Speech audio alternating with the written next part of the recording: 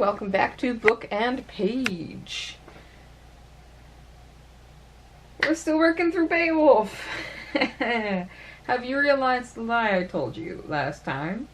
If you are reading along, you've probably figured it out, which was, well, you'd think that we would have a bunch of the interim time before we hit dragon.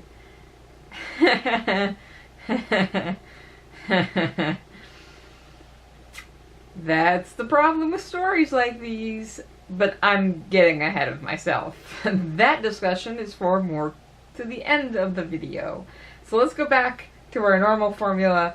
I'll discuss what's happened here. For those of you who haven't read along, you'll realize pretty quickly what I'm referring to, and then we'll talk about things in a little more depth. Okay, so Beowulf and his companions have now sailed back to Geat, and Beowulf arrives home and is reunited with his uncle and king. I pronounced this perfectly fine, I think, when I was practicing for this video. And now I'm sitting in front of the camera and I can't pronounce anything. So Heedlick is what I'm going to go with. And Beowulf then begins to give his account of what's happened. Heedlick basically asks him, how did everything go? And Beowulf then starts telling his version of the tale. And he starts with the hall and its noble figures, notably Hrothgar, his queen, and his daughter get mentioned. And then, well, Beowulf actually makes some predictions about the war that is ultimately going to come to Hrothgar's house. He's recognized some people who used to be enemies, who are sort of stewing in that. And so he's relatively sure things are about to go south real quickly in all of that.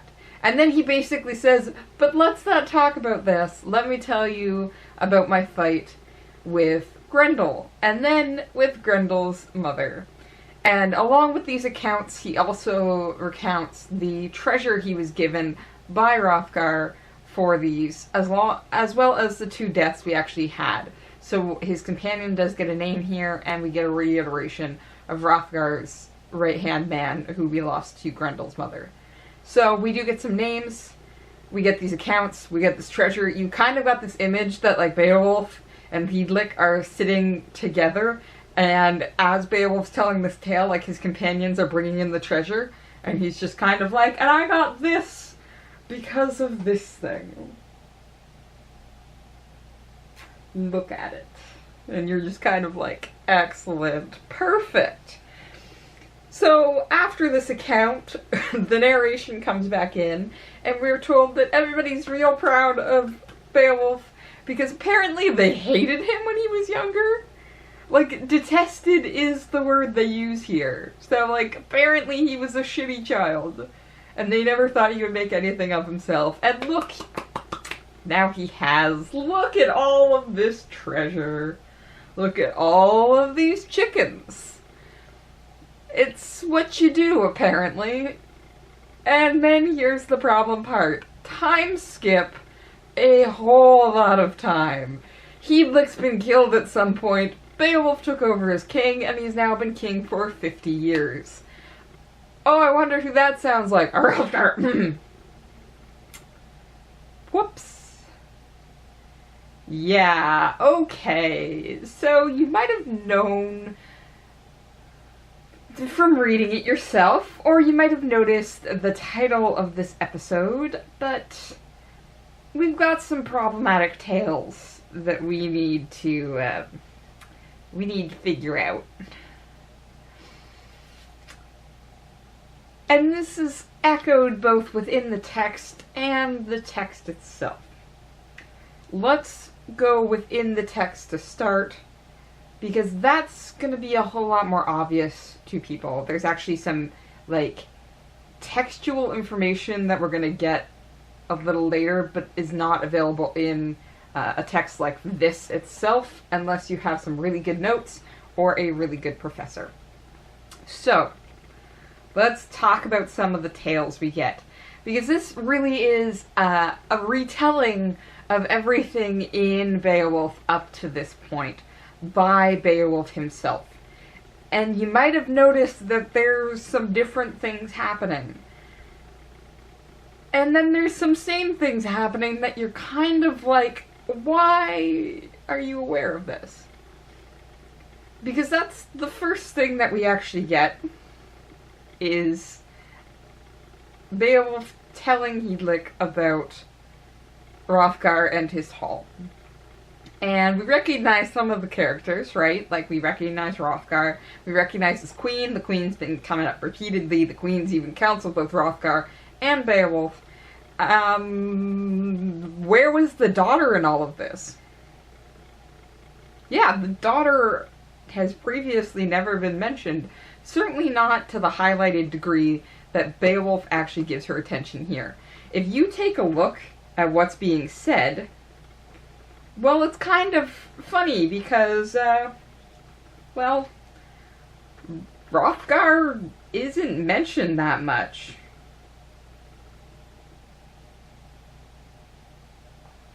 I'm trying to find it.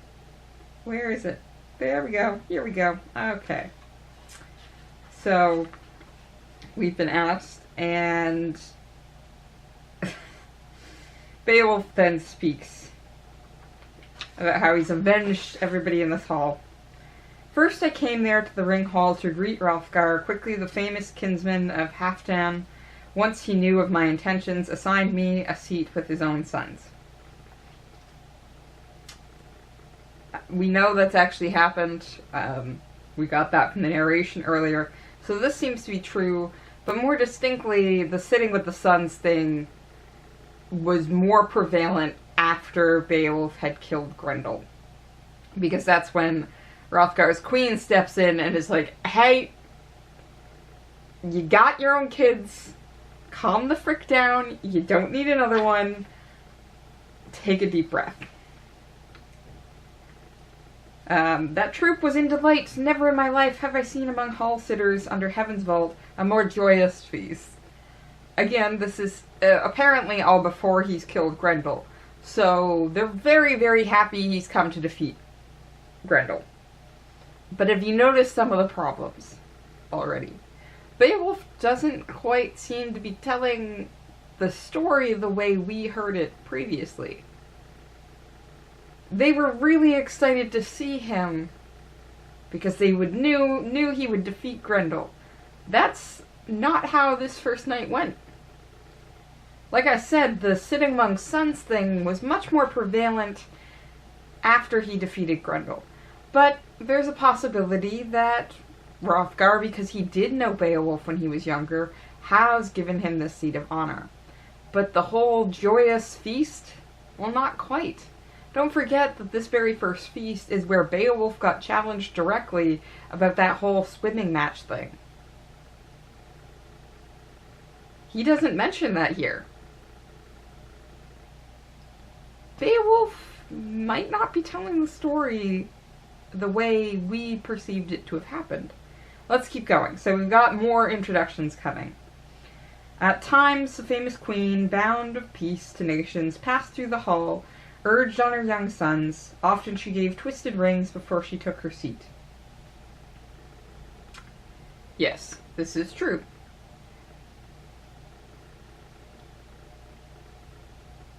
Why does she get a longer description than Hrothgar? It's almost the same description. It speaks to their generosity, Hrothgar in giving Beowulf a seat of honor among his own sons, and the queen giving rings.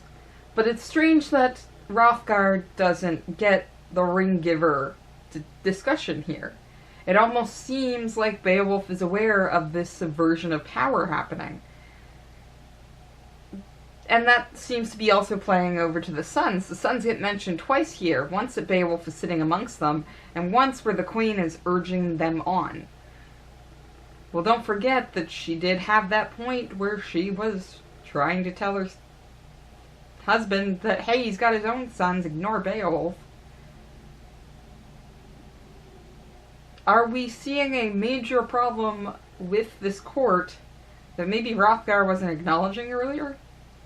Beowulf's gonna say yes, because we get a lot more information here that never came up during any of the feasting scenes Beowulf had in Heorot. But let's keep going, because we're gonna get that third character that we haven't been told of before. And she gets one of the longer descriptions. At times before the hall thanes, the daughter of Hrothgar bore the ale cup to the earls in the back. Freowura, I heard the men of the hall call her when the studded treasure cup was passed among them. That cup was usually handled by the queen. What's happened here? Why are we getting a different version? Is Beowulf subverting the discussion? Or are we running into a bigger extra-textual problem? Let's keep going. She has promised young Goldadorn to the gracious son of Froda. The ruler of the Scoundlings has arranged this, the kingdom's shepherd, and approves the council that he might settle his share of feud and slaughter with this young woman. Ah, so she is going to be the peacekeeper.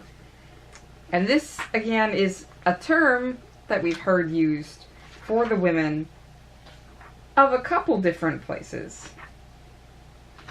And basically, it refers to the fact that this woman is being sent into another kingdom as a peace weaver so that we have an alliance and everybody will stop trying to kill each other.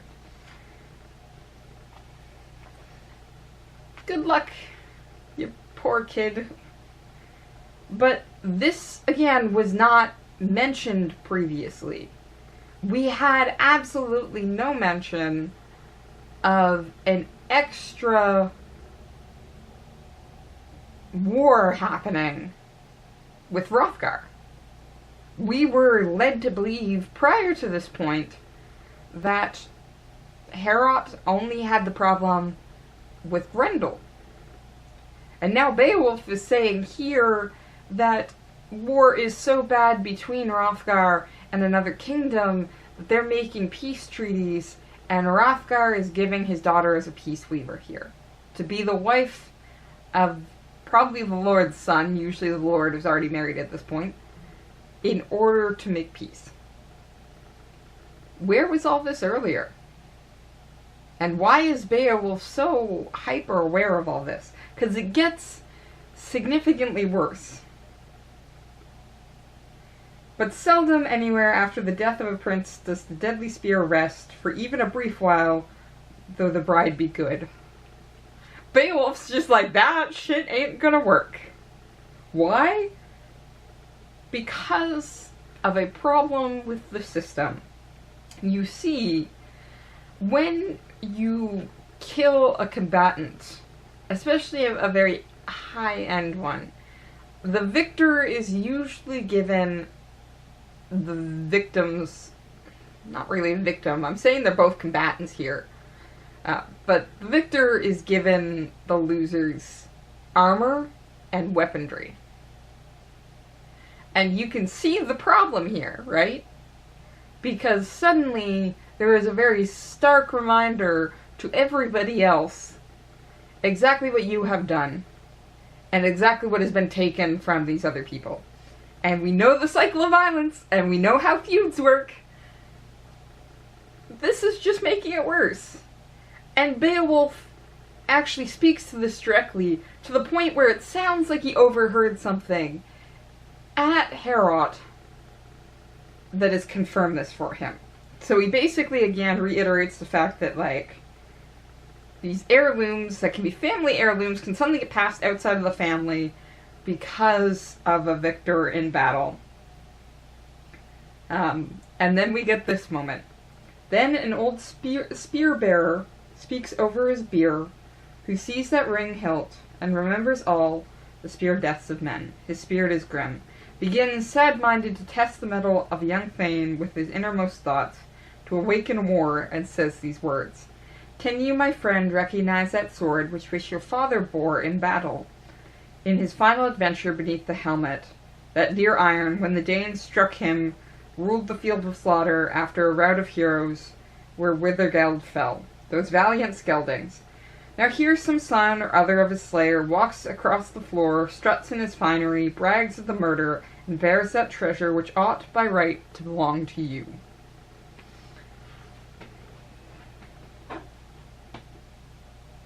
This was supposed to be a peaceful court. And Beowulf here is just like, nope. Nope. Nope. What has been happening at Heorot that Hrothgar sees everything as being perfectly fine, and Beowulf can have this moment? Because what's happening here is still a part of a problem that I mentioned last video, where we do have a younger generation coming in and wrecking the peace. But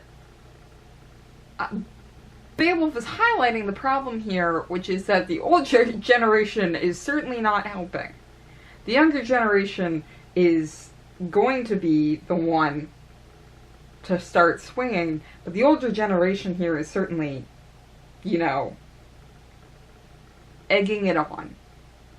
And ultimately, Beowulf sees this not just as a minor incident, but likely the end of an era. Because he goes on to say, then on both sides the sworn oaths of earls will be broken, once bitter violent hate wells up in England, and his wife love grows cooler after his surging cares. Thus I expect that the Hethobards' part in the Danish alliance is not without deceit, nor their friendship fast. Beowulf is making a prediction here, which is to say that he likely recognized, just as much as Hrothgar did in the last section, that they are not going to see each other again. Beowulf, as an outsider, can see these things. Hrothgar, like I said, tends to be blind to the problems of his own house. And Beowulf is then telling the audience, even more so than the narrator, that this is a bigger problem than initially even what's been foreshadowed. Because we thought we were looking at a civil war, but that's not quite what Beowulf is saying here. He is seeing something much deeper and much more dangerous. He's hinting at something wrong with society that is allowing this cycle of violence. Now, he doesn't directly critique anything. He doesn't say, and that's why we shouldn't do A, B, or C. But he is pointing to a couple problems society has with trying to fix things. Like, you can't just throw a woman into a marriage and say, done, better. Even if she's really good at her job, the resentment goes deeper than, hey, at least my prince has a wife now. That doesn't solve the problem for, well, the underlings who are watching somebody strut around with his father's sword. By Beowulf pointing out this is part of the resentment, he is pointing out a problem with how the system works. Maybe we shouldn't be taking armor and swords in battle and then acting like we're the best thing ever for having achieved them. But isn't that kind of what Beowulf is doing? I mean, after this entire critique, he goes trotting out his own victory spoils. The difference here is that we only ever see Beowulf fight against monsters, not against other people. So maybe that's actually the critique that Beowulf is presenting. Go out and be a monster slayer and you're good. Be a kinslayer, a kingslayer, or just a slayer in general, and we might run into problems. It's a pride thing. So maybe Beowulf has started taking Hrothgar's lesson seriously. Well, except not quite. Because whether or not his discussion of Grendel and Grendel's mother and all the treasure he won for that is hypocritical in the face of maybe don't take treasure from dead men or you're just gonna make this worse, his bragging about it is certainly hypocritical if he recognizes part of the problem is pride. It's almost like he wants to tisk other people and still be recognized for what he is. He wants to be recognized as the big hero who slew both Grendel and Grendel's mother. To the point where he actually plays up the stakes. There's an entire section to the Grendel battle that we didn't get in the narration. It's not super serious. It's not like Beowulf admitted he pulled a sword or anything. But he has this discussion of what is translated in my edition as a glove, though the footnote does admit that this is a strange translation. It's kind of like a pouch or bag of some sort, and if you've played any video games that have horrible, horrible monsters that are trying to kill you, including Dark Souls, you know exactly what this sack is for. It transports you to another place with even worse monsters. Now, Beowulf describes Grendel as having this sack, hung huge, grotesque, fast with cunning clasps. It was all embroidered with evil skill, with the devil's craft and dragon skins. Inside there, though, I was innocent. That proud evildoer wanted to put me, one of many, but it was not to be, once I angrily stood upright. The description is a little awkward, especially all embroidered. Most of us are probably picturing something very innocent, but with the devil's craft and dragon skins. Suddenly, you're just like, actually, you're right, this is a little more grotesque than I was expecting. But it's the idea that the stakes were very high. And not so much just that Beowulf would be killed, but ultimately likely eaten. That's probably what this sack is for, we're just collecting some food. And that Beowulf would be one of many here, and not just sort of a singular kill like his friend who finally gets a name, Hodiskiau, which interestingly enough, in modern German means glove, so the description of a glove bag hanging is a little strange with that name there. Beowulf is playing up those stakes. He could have been one of many deaths that would have fed the monster, but he resisted and ultimately won the battle. You can see part of the problem here. If Beowulf's story is simply augmenting the narration that we received earlier, then we can get a bigger picture of Heorot and what's happening. But if Beowulf's, well, lying, then do we just write off anything he says? Was he being untrue about what he overheard? And the resentment building in Heorot? The other possibility is maybe even worse. What happens if we can't trust the original narrator? Maybe Beowulf is telling the true story. Can we trust anybody here? These stories are problematic right from the beginning, but truth be told, it gets, well, even worse right before the dragon comes in. Because we have a scribal hand change. Yeah, it's a weird thing to mention, especially since it comes in the middle of a section. This is not a section on its own. But here in the original transcript that was written down, there is a different hand that comes in to write the rest of the story.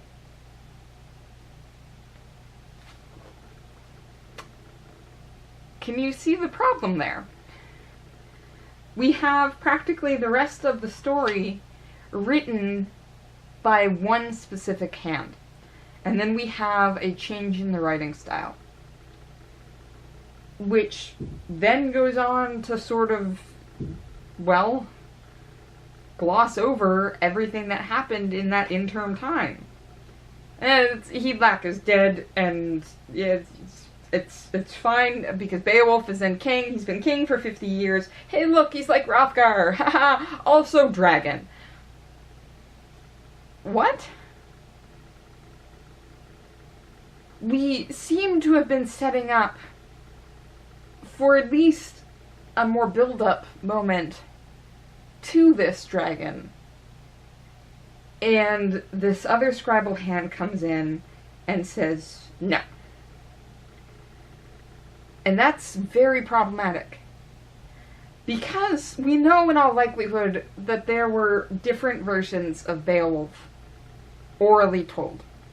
Because no oral telling is going to be exactly the same as any other telling. But suddenly this supposed finished product, this is Beowulf, as everybody knows it, is put into question by the fact that the poem doesn't seem to be fully united. We have Grendel and Grendel's mother set up far earlier. We seem to be going in to the end of the tale. The leaving of Beowulf from Hrothgar's hall and his return home. And rather than set up anything nicely, we get the blah blah blah, let's get to the good stuff moment. And you're suddenly like, what just happened? It takes you out of it fully, especially if you're aware of that scribal change. And even if you're not, it should be jarring. We've discussed this entire time about how a lot of this story is sort of offside tangents. We've received a history lesson of several generations before we got to Hrothgar, not even just to Beowulf. And suddenly we have this skip it, come on, let's go, to all of this being about the dragon.